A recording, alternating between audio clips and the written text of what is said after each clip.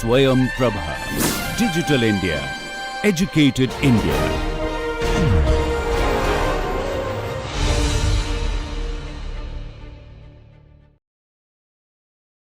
Welcome to Organic Chemistry Introduction. We're going to do some structure drawing today.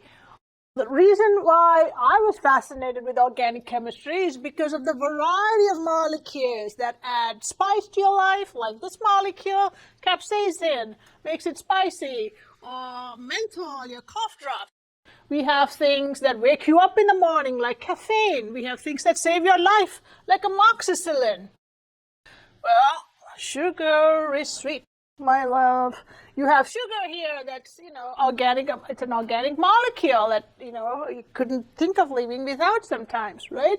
And not all of the organic molecules are good for you. Here's nicotine, which is in cigarette smoke, which can kill you.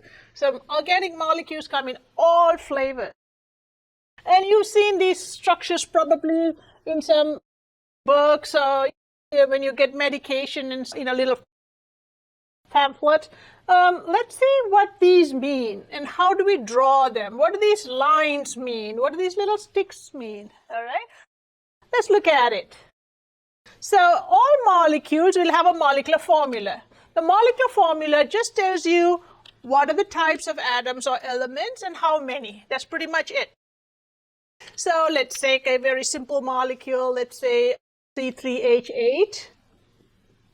We only know there's 3 carbons and 8 hydrogen. We don't have any other information about the molecule. However, we can draw different structures for this and try to piece it together to see how it looks in real life. So we have 3 carbons, and so we can draw it like this. And then we have 8 hydrogens. So, well, if you have 3 carbons, and we know from Gen Chem that each carbon can have up to 4 bonds, or must have 4 bonds if it has to be neutral. That's 4 bonds right there. And 4 bonds here, and 4 bonds there. So that means you have 8 bonds possible, and all of them are connected to hydrogens according to the molecular formula. So this is an expanded structure. An expanded structure shows you what the element is, and it writes down carbon and hydrogens or any of the other atoms like oxygen or nitrogen, which we call heteroatoms, that are non-carbon hydrogen atoms, and it tells you where the bonds are. For example, this is going to be this molecule here. But as you can see, it's going to take a lot of time to write that. And when you have a huge molecule like that, it's not even really practical and takes up space. So what we do is we're going to bunch them up like this and write them 1 carbon at a time. So here's CH3, and that's connected to a CH2, and that's connected to a CH3. So that's a condensed structure. Now some textbooks may even have it written with a line in between, and that's sometimes you may see that as well. We don't put lines for CH bonds in a condensed structure. A line diagram, on the other hand, well, everybody knows how many bonds a carbon should have. So a line structure doesn't put any of the hydrogens in. It just takes this molecule and it draws it out, takes all the hydrogens out of the molecule, and just puts points for these carbons and lines in between. That's basically what a line diagram is. So each of these vertices here, these are carbons, and same here. All right? Hydrogens are not even mentioned, but they're assumed. So that's just one very simple structure. Now, let's say you have the same structure here, and we are going to draw a different formula. We're going to slightly modify this molecule. Let's say we have C3H6. All right, so let's take this formula. So we don't really know anything about structure, but we will just go ahead and write it down like this. 3 carbons and the 6 hydrogens, and there are a lot of possibilities. I'm just drawing one of them. The other possibilities, which we will call isomers later, We will look at those later. I'm just drawing one just for practicing structure drawing, so we can have 3 hydrogens here. So there's only 3 hydrogens left. Now if I put all of them here, I won't have enough for this. So I have to distribute them, but even then I gotta have 4 bonds total. So what would I do with the missing 2 hydrogens that should have been here? Well, those are electrons that can be connected to draw a double bond. So that's an expanded structure for an alkene. So here, when you're drawing a condensed structure, we take 1 carbon at a time, CH3, CH, CH2. All right? So that's what we're going to do, CH3, CH, and CH2. CH2.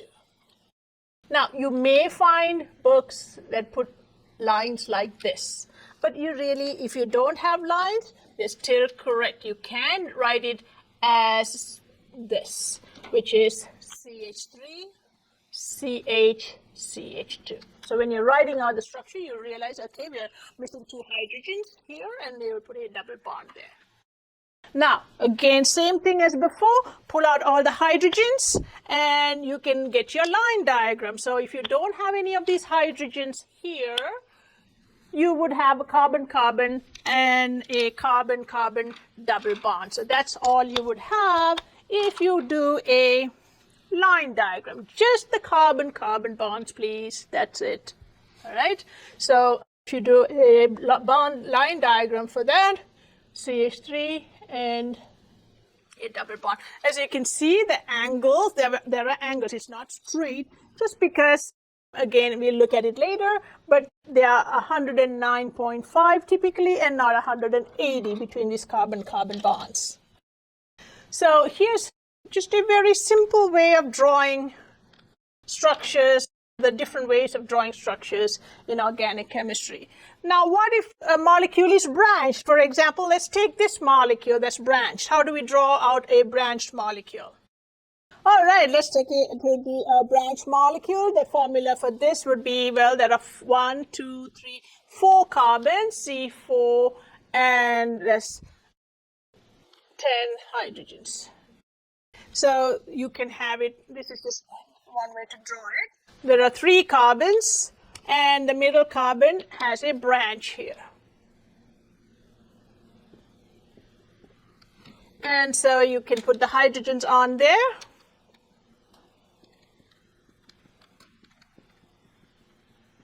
And each of these should have 4 bonds. So there's 1, 2, 3. So you know you can only have 1 hydrogen. And so that's going to be a molecule. We'll talk later about naming and so on. So here, how do you draw a branched molecule like this in a condensed structure? So we go by these segments. This is a carbon, CH3.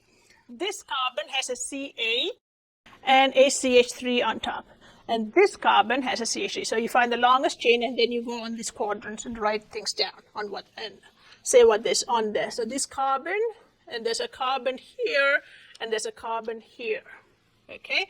Now this carbon has got 3 hydrogens on it, CH3. This carbon has a hydrogen and another carbon here. How do we draw that? Well, we want to show that it is branching off this carbon. So we'll put the hydrogen. We never put parentheses for hydrogen, but the branches we will put within a parenthesis. And it will follow the carbon that it is attached to. And here is your CH3. So we can draw this out. Now only draw the gray lines because those are the CC bonds. Don't draw the hydrogens. So that's how you draw a line diagram. Let's look at some examples. Let's do some examples for this. All right, so let's try these 3 examples here. See if we can do it. We'll try to fill in the missing structures for these. All right, so let's look at this structure, and we're going to draw a condensed structure. When you're drawing these condensed structure, think of this molecule as just like a word, and you're reading it from left to right. And then this would be like the longest line here. So you wouldn't start somewhere, in the molecule, try to find the longest contiguous line of carbons. And we can go from there. Just read it left from right. CH3. Next quadrant, CHCl. Next, C, and it's got two branches. Remember we said if you had branches, we put them in parentheses. So two branches here, CH3, and we got two of them. Going on to the next, we have a CH. Then the CH is connected to a CH3, but oops, there are two of them. So we can put them in a parenthesis and go CH3 twice. So that's how you draw a condensed structure. Let's draw a line structure. When you draw a line structure, all you really need to do is take an eraser, erase all these hydrogens. Then you just get the line. Then for each of these carbons, just put a dot. Dot connected to this carbon, and there's a chlorine. So if there is a atom that's not a carbon or hydrogen, which we call a heteroatom, you've got to write it in.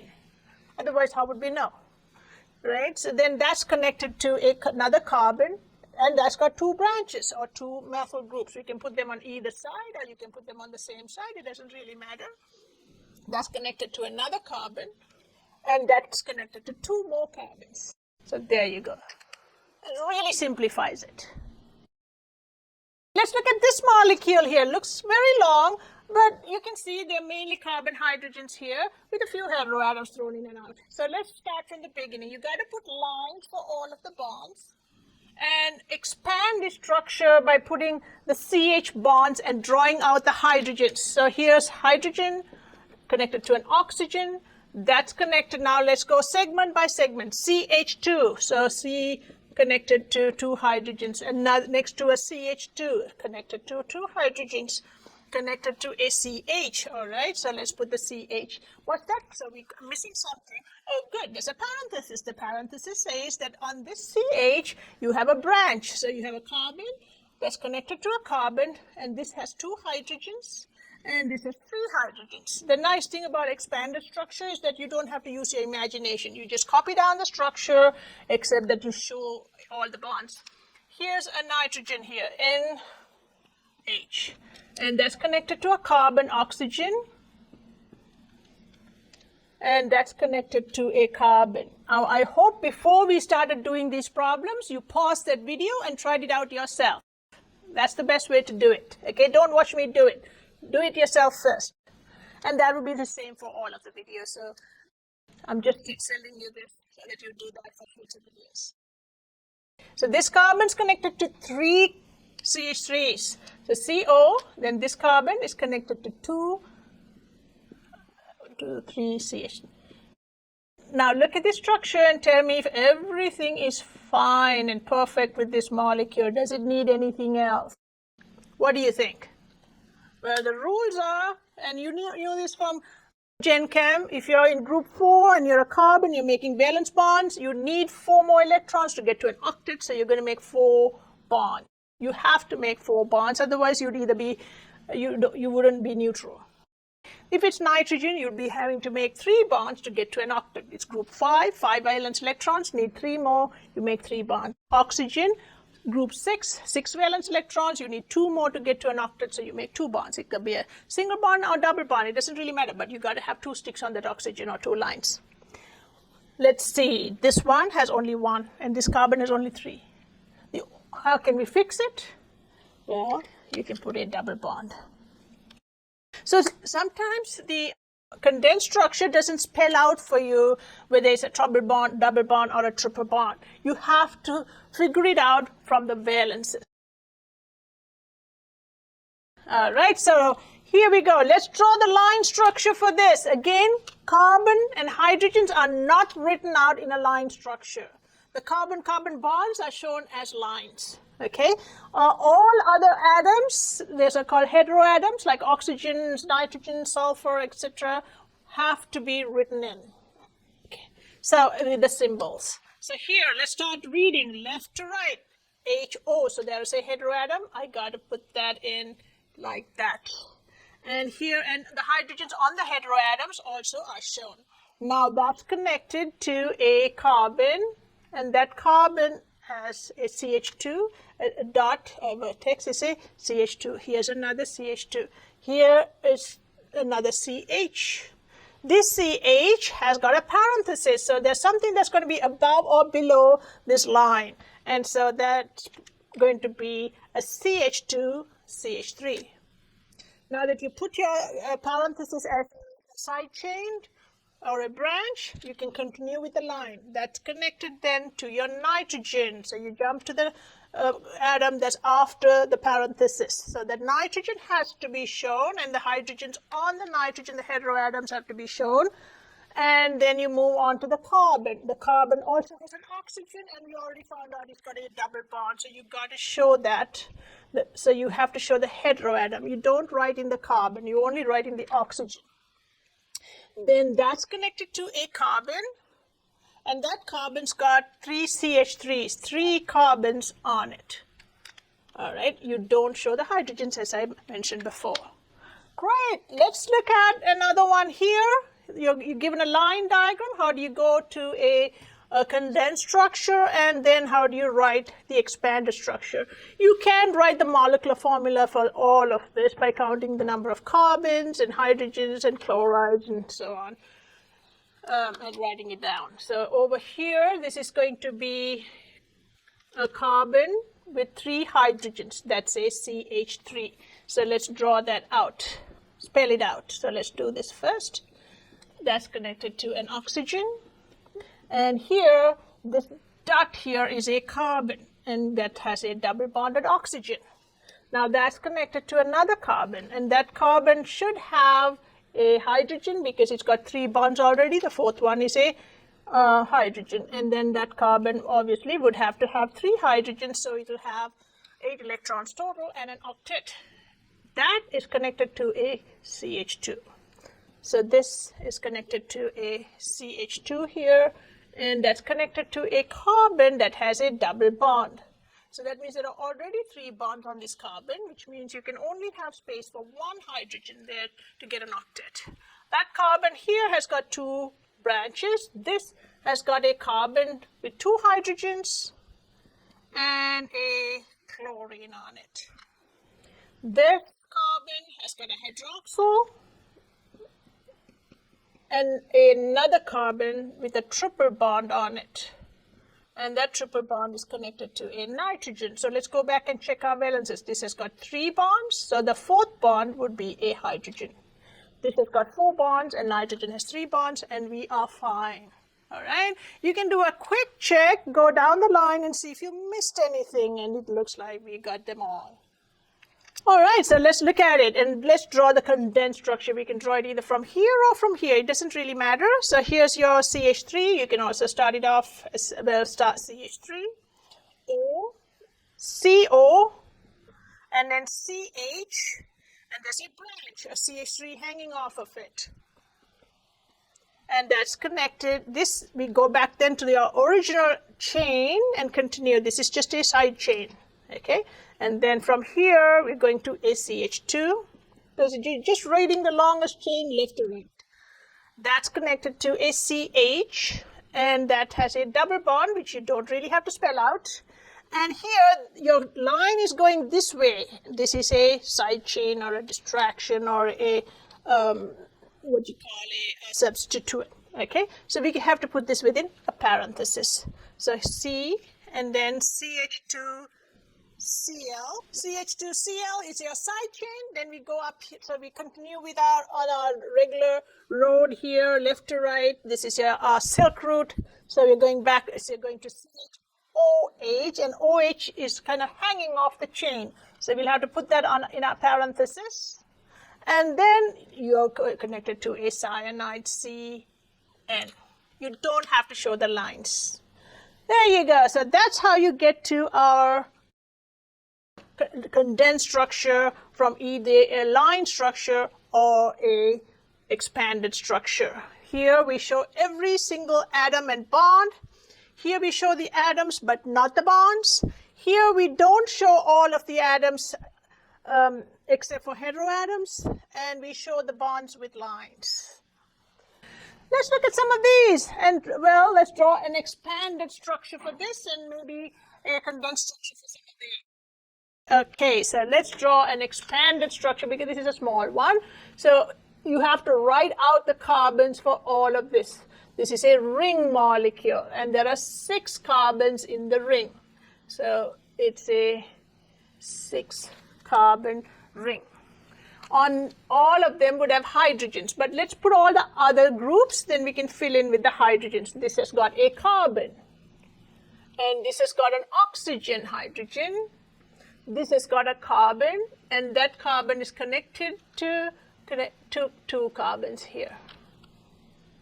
So now we can go in and put in hydrogens to fill in the valence for this. So every carbon should have 4 bonds. So each of these 4 bonds would have 2 electrons. So you'll have a total of 8 electrons, which would be an octet. 1, 2, 3, need 1 more. All of these have 2 bonds, these 3. So then to make 4, you need to add 2 hydrogens, and that way you'll get your octet. 2, 4, 6, 8. Each of these is just 2 electrons holding those 2 together. And here is a carbon with 3 things, so you need 1 more hydrogen. Here is a carbon again with 3 things, you need 1 more hydrogen there. And here is a carbon with 3 bonds, you need 1 more. And this one obviously is not going to be having just 1 hand, it's going to have 4 total, and so you'll have 3 of them being hydrogens. That's an expanded structure for that molecule. So now that we've done this molecule, let's move on to the next one and see if we can draw a very nice expanded structure for this one. So here, there's a stick like that's jutting out over there on this caffeine. So that is a bond, and obviously there should be something at the end of it, otherwise they won't draw it out. Hydrogens are not shown on these diagrams. So here's a carbon, and that carbon should have 3 bonds to account for that octet. This is going down, and you got to show that there is a carbon that's bonded to oxygens. That's connected to a nitrogen, and that has a stick going down. That means there's a carbon at the end. So that carbon, in order to have an octet, would have to have 4 bonds. And all the invisible bonds here would be the hydrogens. That's connected to a carbon, and that carbon has got another carbon and a nitrogen on the side, which means there's 1 hydrogen to that carbon. This nitrogen is connected to by 2 bonds to this carbon, and since we have already 3 bonds, there's 1 hydrogen over there. And that's connected to a nitrogen over here. That nitrogen has a stick pointing up, which means you have 3 hydrogens over here. And over here you have a carbon connected to a carbon with a double bond. So that is an expanded structure. Yeah, so there's a CH over here, and so you have shown all of the molecule, all of the bonds by lines, and you have also shown all of the atoms there are on that molecule. So that's one very nice way of going about doing a expanded structure. So let's do one more, amoxicillin, the thing that gets you out of all that bacterial infection. So here we have a diagram here. We have to go in and literally label each one of these as carbons and then put in hydrogens for the missing valence electrons. So here's carbon, carbon, carbon, carbon, carbon, and then 3 bonds, hydrogen, hydrogen, hydrogen, hydrogen, and here is there's a bond there, and here's a carbon. So you got already 4. This is a carbon here, and well, you only got 3 things here, which means you should have a hydrogen there. Here is a carbon, and that's connected to 4. There are 4 bonds to it, so you got 8 electrons here. This is a nitrogen, it's got 3 bonds. Great, that's all we need. Here's a carbon, carbon, carbon on that chain, on that 4-membered ring there, and that 4-membered ring is key to this for all of the penicillin family antibiotics. And here there's a hydrogen here, and we will see why that is later on. And here's a hydrogen here to fill in for the 4th one. There's already 4 here, there's 3 on this nitrogen, and here this has got 2 carbons here, and each of this is connected to 2 carbons, which means you need to put 3 hydrogens on here to get an octet for that carbon and 1 for this to get the 4th bond. Now COOH, well, we haven't really gotten into this yet, but put it very briefly. If you draw it out like this, well, you're not going to get 4 bonds for that carbon. In order to get 4 bonds for it, you probably have to put a double bond to the oxygen. So let's say you put a double bond to the oxygen. Now oxygen can only make 2 bonds. You cannot extend it in this direction, which means you can go back to this carbon and put another bond. So you have 1, 2, 3, 4. And this oxygen can have that hydrogen because it needs to have 2 bonds to get to an octet. So here's some good practice on line diagrams, condensed structures and expanded structures, and to give you an idea about why organic chemistry can be sweet. I'll see you soon. Bye.